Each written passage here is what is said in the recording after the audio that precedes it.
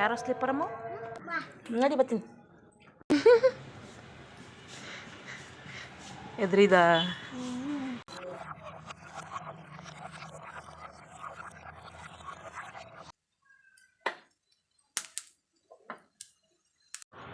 Hi hello friends, welcome back to my YouTube channel Suma Kannada vlogs. ಎಲ್ಲರೂ ಹೇಗಿದ್ದೀರಾ? ನೀವೆಲ್ಲ ಚೆನ್ನಾಗಿದ್ದೀರಾ ಅಂತ ಅಂದ್ಕೊತೀನಿ. ನಾನು ಕೂಡ ಚೆನ್ನಾಗಿದ್ದೀನಿ. ಮಧ್ಯಾಹ್ನದ ವ್ಲಾಗ್ ಸ್ಟಾರ್ಟ್ ಮಾಡ್ಕೊಂಡಿದ್ದೀನಿ. ಬೆಳಗ್ಗೆಲ್ಲ ಟಿಫನ್ ಆಯಿತು. ಮಧ್ಯಾಹ್ನಕ್ಕೆ ಸ್ವಲ್ಪ ಸಿಂಪಲ್ಲಾಗಿರಲಿ ಅಂತ ಹೇಳ್ಬಿಟ್ಟು ತಿಳಿ ಸಾರು ಮತ್ತು ರೈಸ್ ಮಾಡ್ತಾಯಿದ್ದೀನಿ. ತುಂಬಾ ಸಿಂಪಲ್, ತುಂಬ ಈಸಿಯಾಗಿ ತಿಳಿ ಸಾರನ್ನ ಮಾಡ್ಕೋಬೋದು. ಇದನ್ನ ಇಲ್ಲಿ ಒಂದು ಸ್ವಲ್ಪ ಕೊತ್ತಂಬರಿ ಕಾಳು, ಜೀರಿಗೆ, ಮೆಂತ್ಯಕಾಳು, ಹಾಗೆ ಒಂದು ಸ್ವಲ್ಪ ಕರಿಬೇವು, ಒಂದೆರಡು ಒಣಮೆಣಸಿನ್ಕಾಯಿ, ಒಂದು ಸ್ವಲ್ಪ ಹುಣಸೆಹಣ್ಣಿನ ರಸ, ಒಂದು ಸ್ವಲ್ಪ ಬೆಲ್ಲ, ಬೆಳ್ಳುಳ್ಳಿ, ಹಸಿ ಕೊಬ್ಬರಿ ತೊಗೊಂಡಿದ್ದೀನಿ. ಹಸಿ ಕೊಬ್ಬರಿ ಬದಲು ಒಣ ಕೊಬ್ಬರಿ ಕೂಡ ತೊಗೋಬೋದು. ಒಂದು ಸ್ವಲ್ಪ ಬೇಳೆ ಕೂಡ ಬೇಯಿಸ್ಕೊಂಡು ಇಟ್ಕೊಂಡಿದ್ದೀನಿ. ಒಂದು 5ರಿಂದ 6 ವಿಷಲ್ನ ತೆಗೆಸ್ಕೊಂಡು ಬೇಳೆ ಕೂಡ ಇಟ್ಕೊಂಡಿದ್ದೀನಿ. ಇಲ್ಲಿ ಕೊತ್ತಂಬರಿ ಕಾಳು, ಜೀರಿಗೆ, ಮೆಂತ್ಯಕಾಳು, ಹಾಗೆ ಒಂದು ಸ್ವಲ್ಪ ಕರಿಬೇವು, ಒಣಮೆಣಸಿನ್ಕಾಯಿ ಎಲ್ಲನೂ ಕೂಡ ಒಂದು ಸ್ವಲ್ಪ ಎಣ್ಣೆ ಹಾಕಿಬಿಟ್ಟು ಫ್ರೈ ಮಾಡಿ ಇಟ್ಕೊತಾ ಇದ್ದೀನಿ. ಬಿಸಿ ಆರಿದ ಮೇಲೆ ಇದನ್ನ ಸ್ವಲ್ಪ ರುಬ್ಕೋಬೇಕು. ನಂತರ ಇದಕ್ಕೇ ಹಸಿ ಕೊಬ್ಬರಿ ಹಾಗೆ ಬೆಳ್ಳುಳ್ಳಿ ಎಲ್ಲ ಹಾಕ್ಕೊಂಡು ಚೆನ್ನಾಗಿ ಪೇಸ್ಟ್ ರೀತಿಯಾಗಿ ರುಬ್ಕೊತಾ ಇದ್ದೀನಿ.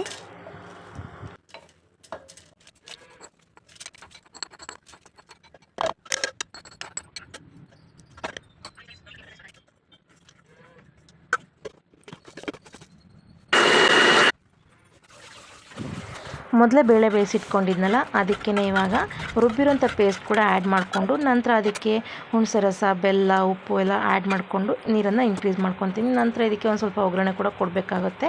ಒಗ್ಗರಣೆಗೆ ಒಂದು ಸ್ವಲ್ಪ ಎಣ್ಣೆ, ಸಾಸಿವೆ, ಜೀರಿಗೆ, ಒಂದು ಸ್ವಲ್ಪ ಕರಿಬೇವು, ಒಂದು ಸ್ವಲ್ಪ ಇಂಗು ಕೂಡ ಹಾಕಿಬಿಟ್ಟು ಒಗ್ಗರಣೆ ಕೂಡ ಕೊಡ್ತಾಯಿದ್ದೀನಿ. ತುಂಬಾ ಚೆನ್ನಾಗಿತ್ತು ಸಾಂಬಾರು ಮಾತ್ರ.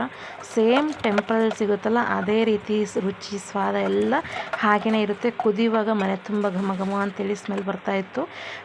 ಬಿಸಿ ಅನ್ನಕ್ಕೆ ತುಂಬಾ ಚೆನ್ನಾಗಿ ಟೇಸ್ಟ್ ಕೊಡುತ್ತೆ. ಹಾಗೇನೂ ಗ್ಲಾಸಲ್ಲಿ ಹಾಕ್ಕೊಂಡು ಕೂಡ ಕುಡಿಬೋದು ಈ ಸಾಂಬಾರನ್ನ. ತರಕಾರಿ ಏನೂ ಇಲ್ಲ ಅಂತಂದಾಗ ಈ ರೀತಿ ಸಾಂಬಾರು ಕೂಡ ಕ್ವಿಕ್ಕಾಗಿ ಈಸಿಯಾಗಿ ಮಾಡ್ಕೋಬೋದು. ಇದಕ್ಕೆ ಹಸಿ ಕೊಬ್ಬರಿ ಇಲ್ಲ ಅಂತಾರೆ ಒಣ ಕೊಬ್ಬರಿ ಕೂಡ ಆ್ಯಡ್ ಮಾಡ್ಕೋಬೋದು. ತುಂಬಾ ಚೆನ್ನಾಗಿರುತ್ತೆ ಸಾಂಬಾರು. ನೀವು ಕೂಡ ಒಂದ್ಸರಿ ಟ್ರೈ ಮಾಡಿ ಹೇಗೆ ಬಂತು ಅಂತೇಳಿ ನನಗೆ ಕಾಮೆಂಟ್ ಮೂಲಕ ತಿಳಿಸೋದನ್ನ ಮರಿಬೇಡಿ.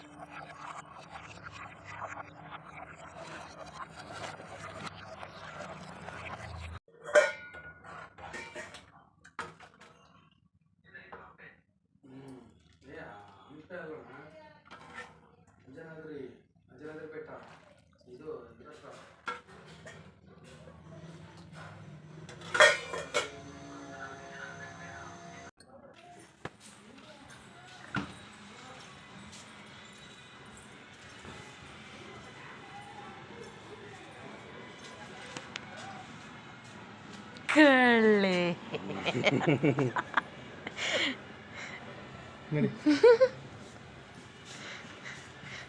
ಎದ್ರಿದ ಇಲ್ಲ, ಮಮ್ಮಿ ಎದುರಿಸುತ್ತಾ ಇಲ್ಲ. ನೀಟಾಗಿಡ್ಬೇಕು, ಅಲ್ಲಿ ನೀಟಾಗಿಡ್ಬೇಕು. ಬ್ಯಾಗ್ ಎಲ್ಲಿಡೋದು? Very good. ಶೂಸ್ ಬಿಚ್ಚಿ ಇಲ್ಲಿಡ್ಬಾ.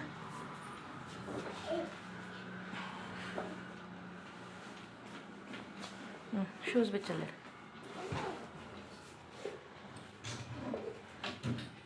ಡಬ್ಬಿ ಚೆಕ್ಕಿಂಗ್.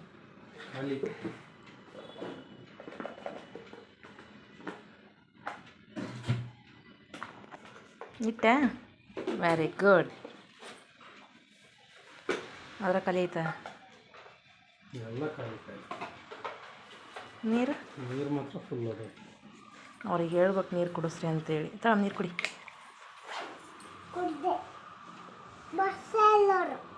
ಬರ್ಸೇ ಇಲ್ಲ.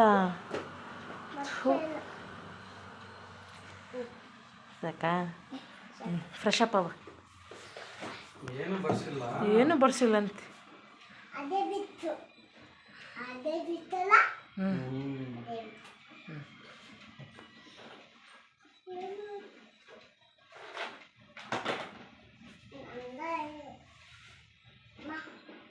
ಇಡು ಅಲ್ಲಿಡು, ಅದ್ರಾಗ ಇಡಮ್ಮ, ಬ್ಯಾಗೊಳಗೆ ಇಡು. ಒಂದು ಜೊತೆ ಬಟ್ಟೆ ಬಾ, ಫ್ರೆಶ್ ಅಪ್ ಆಗಂತ ಬಾ. ಯಾಕಂತೆ ನಡಿ, ನಾನು ಬರ್ತೀನಿ. ನಡಿ ನಡಿ ನಡಿ, ಬರ್ತೀನಿ.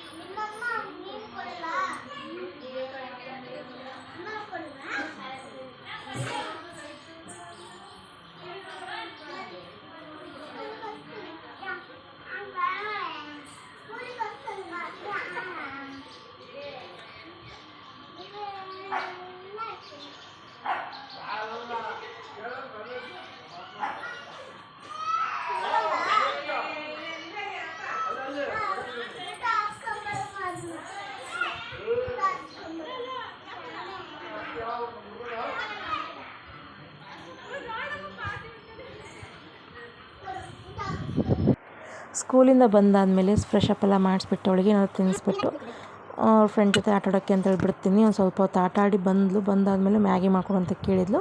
ಮ್ಯಾಗಿ ಕೂಡ ಮಾಡಿಕೊಟ್ಟು ತಿನ್ನಿಸಿದ್ದೀನಿ. ಸ್ಕೂಲಲ್ಲಿ ಏನೇನು ಮಾಡಿದರು ಅಂತ ಎಲ್ಲನೂ ಕೂಡ ಹೇಳ್ತಾಳೆ.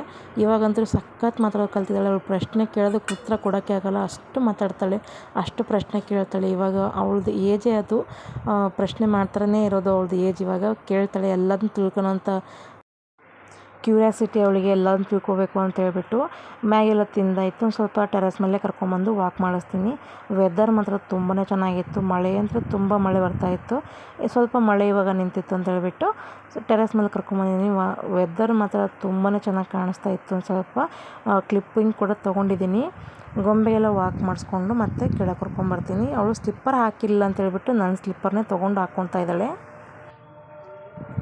ಇದು ನೆಕ್ಸ್ಟ್ ಡೇ ಮಾರ್ನಿಂಗು ತಿಂಡಿಗೆ ನಾನು ಮೆಂತ್ಯ ಪರೋಟ ಮಾಡ್ತಾಯಿದ್ದೀನಿ. ತುಂಬಾ ಚೆನ್ನಾಗಿತ್ತು ಮೆಂತ್ಯ ಪರೋಟ. ಮಕ್ಕಳಿಗೆ ಬಾಕ್ಸಿಗೆ ಹಾಕ್ಕೊಡೋ ಕೂಡ ತುಂಬ ಚೆನ್ನಾಗಿರುತ್ತೆ.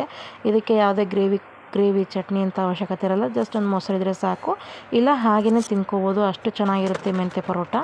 ಇದಕ್ಕೆ ನಾನು ಒಂದು ಕಟ್ಟಷ್ಟು ಮೆಂತ್ಯ ಸೊಪ್ಪು ತೊಗೊಂಡಿದ್ದೀನಿ. ನೀಟಾಗಿ ಬಿಡಿಸ್ಕೊಂಡು ಒಂದು 2-3 ಸರಿ ವಾಶ್ ಮಾಡಿಕೊಂಡು ಸಣ್ಣಕ್ಕೆ ಕಟ್ ಮಾಡ್ಕೋಬೇಕು. ಹಾಗೆ ಒಂದು ಬೌಲಿಗೆ ಗೋಧಿ ಹಿಟ್ಟು ಹಾಕ್ಕೊಂಡಿದ್ದೀನಿ.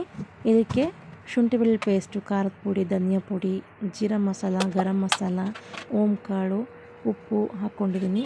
ಖಾರದ ಪುಡಿ ಇಷ್ಟ ಇಲ್ಲ ಅಂತಂದರೆ ಹಸಿಮೆಣ್ಸಿಕಾಯಿ ಪೇಸ್ಟ್ ಇರುತ್ತಲ್ಲ ಅದನ್ನು ಕೂಡ ಆ್ಯಡ್ ಮಾಡ್ಕೋಬೋದು. ಇದಕ್ಕೆ ಹೆಚ್ಚಿಟ್ಕೊಂಡಿರುವಂಥ ಮೆಂತ್ಯ ಸೊಪ್ಪನ್ನ ಹಾಕ್ಕೊಂಡ್ಬಿಟ್ಟು ಚೆನ್ನಾಗಿ ಚಪಾತಿ ಹಿಟ್ಟಿನ ಅದಕ್ಕೆ ಕಲಿಸ್ಕೊತಾ ಇದ್ದೀನಿ.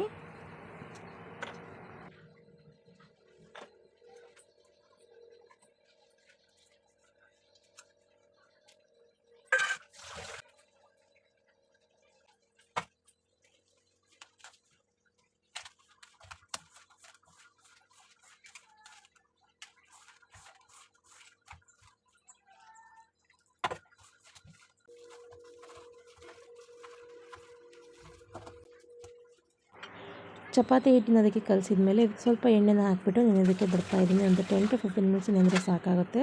ನಂತರ ಇದನ್ನ ಚೆನ್ನಾಗಿ ನಾದ್ಕೊಂಡ್ಬಿಟ್ಟು ಚಪಾತಿನ ಯಾವ ರೀತಿಯಾಗಿ ಲಟ್ಟಿಸ್ತೀವಲ್ಲ ಅದೇ ರೀತಿಯಾಗಿ ಲಟ್ಟಿಸಿದ್ರೆ ಆಯಿತು. ತುಂಬಾ ಚೆನ್ನಾಗಿರುತ್ತೆ. ಹಾಗೆ ಜೊತೆಗೆ ಸ್ವಲ್ಪ ಇದನ್ನ ಬೇಯಿಸುವಾಗ ಸ್ವಲ್ಪ ಎಣ್ಣೆ ಜಾಸ್ತಿ ಹಾಕಿ, ತುಪ್ಪ ಇದ್ದರೆ ತುಪ್ಪನ ಕೂಡ ಹಾಕ್ಕೊಂಡು ಬೇಯಿಸ್ಕೋಬೋದು. ಇದಕ್ಕೆ ಯಾವುದೇ ರೀತಿ ಗ್ರೇವಿ ಅಥವಾ ಚಟ್ನಿ ಅಂತ ಏನೂ ಇಲ್ಲ. ಇದಕ್ಕೆ ಜಸ್ಟ್ ಹಾಗೆಯೇ ತಿನ್ಬೋದು, ಇಲ್ಲ ಮೊಸರಲ್ಲಿ ಅದ್ಕೊಂಡು ಕೂಡ ತಿನ್ಬೋದು. ತುಂಬಾ ರುಚಿ ಕೊಡುತ್ತೆ. ಮಕ್ಕಳಿಗೆ ಬಾಕ್ಸಿಗೆ ಹಾಕ್ಕೊಡ್ತೀವಲ್ಲ ಆವಾಗ ತುಂಬಾ ಚೆನ್ನಾಗಿ ತಿಂತಾರೆ ಮಕ್ಕಳು ಕೂಡ.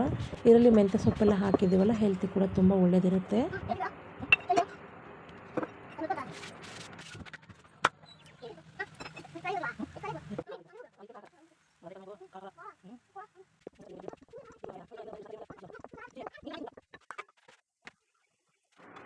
ನನ್ನ ಚಾನಲ್ನ ಹೊಸದಾಗಿ ನೋಡ್ತಾ ಇದ್ದರೆ ಪ್ಲೀಸ್ ಚಾನಲ್ನ ಸಬ್ಸ್ಕ್ರೈಬ್ ಮಾಡ್ಕೊಳ್ಳಿ. ಹಾಗೆ ಬೆಲ್ ಐಕಾನ್ ಕೂಡ ಕ್ಲಿಕ್ ಮಾಡ್ಕೊಳ್ಳಿ. ನಿಮ್ಮ ಫ್ರೆಂಡ್ಸು ಫ್ಯಾಮಿಲಿ ಜೊತೆ ಕೂಡ ಶೇರ್ ಮಾಡ್ಕೊಳ್ಳಿ. ನಾನು ಮಾಡುವಂಥ ರೆಸಿಪಿಗಳು ನಿಮಗೆ ಇಷ್ಟ ಆಯಿತು ಅಂದರೆ ಪ್ಲೀಸ್ ಕಮೆಂಟ್ ಮಾಡೋದನ್ನ ಮರಿಬೇಡಿ. ಇಲ್ಲಿಗೆ ನನ್ನ ವ್ಲಾಗ್ನ ಎಂಡ್ ಮಾಡ್ತಾಯಿದ್ದೀನಿ. ಸಿಗೋಣ ಮತ್ತೆ ಹೊಸ ವ್ಲಾಗಲ್ಲಿ. ಅಲ್ಲಿ ತನಕ ನನ್ನ ವ್ಲಾಗ್ಸ್ ನೋಡ್ತಾಯಿರಿ, ನನಗೆ ಸಪೋರ್ಟ್ ಮಾಡ್ತಾಯಿರಿ. Keep watching, stay tune, bye ಬಾಯ್.